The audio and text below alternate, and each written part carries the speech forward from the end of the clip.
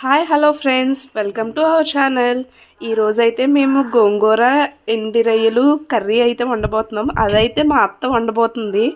తన స్టైల్లో ఎలా వండుతుందో ఆ ప్రిపరేషన్ చూసేయండి. ముందుగా అయితే మనం స్టవ్ని వెలిగించుకోవాలి.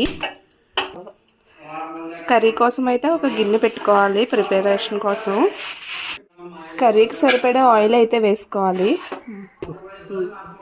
ఈరోజు ఆంధ్ర గోంగూర ఎండ్రీలు కూర చేస్తున్నాం.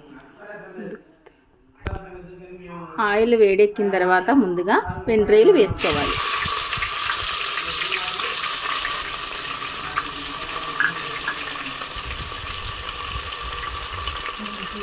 ఇలా ఫ్రై చేసుకోవాలి.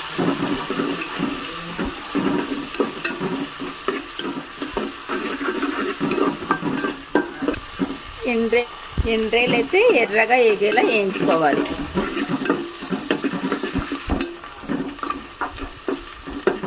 ఎర్రగా వేగితే కర్రీలో స్మెల్ చాలా బాగుంటుంది.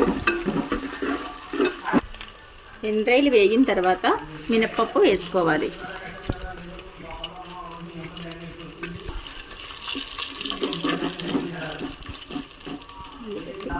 మినప్పప్పు కాస్త వేగిన తర్వాత వెల్లుల్లిపాయలు జీలకర్ర వేసుకోవాలి.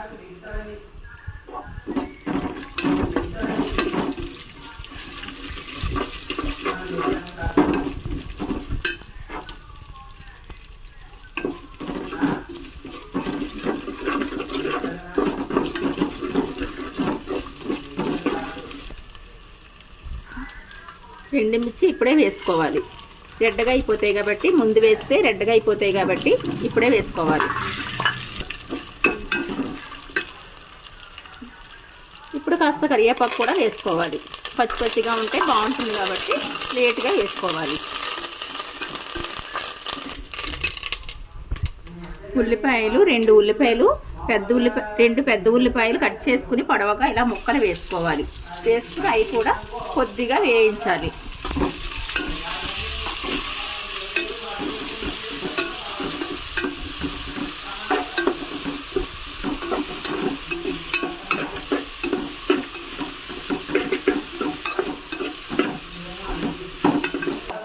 గోంగూర పచ్చిమిర్చి ఉడకపెట్టుకుని దీన్ని మిక్సీ జార్లో ఇందులో వేసుకోవాలి.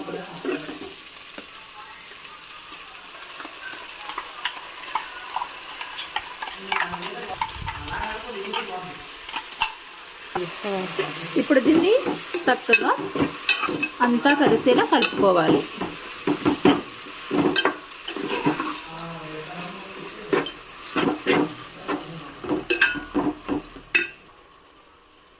రుచికి సరిపడా ఉప్పు మట్టికి వేసుకోవాలి.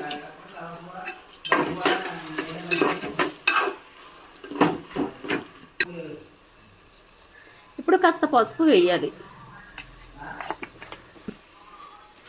ఇవి కొద్దిగా కలుపుకోవాలి. మనం మూత పెట్టాలి. చింతపండు నానబెట్టుకుని వాటర్లో 1 కప్పు వాటర్ చేసుకోవాలి.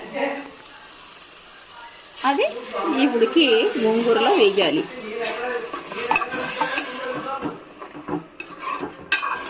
చక్కగా అది కలుపుకుని మూత వేసుకోవాలి. చింతపండు వాటర్ వేసిన తర్వాత 10 నిమిషాలు ఉడికించుకోవాలి. అప్పుడు చక్కగా కూర రెడీ అయిపోతుంది. గోంగూర ఎండ్రీలు కర్రీ అయితే తయారైపోయింది. 10 నిమిషాలు కూడా టైం అయిపోయింది. చక్కగా ఉడికిపోయింది. చాలా స్మెల్ కూడా వచ్చేస్తుంది. తింటా కూడా చాలా రుచిగా, ఎంత కమ్మగా వాసన వచ్చేస్తుందంటే గుమగుమలాడేస్తుంది.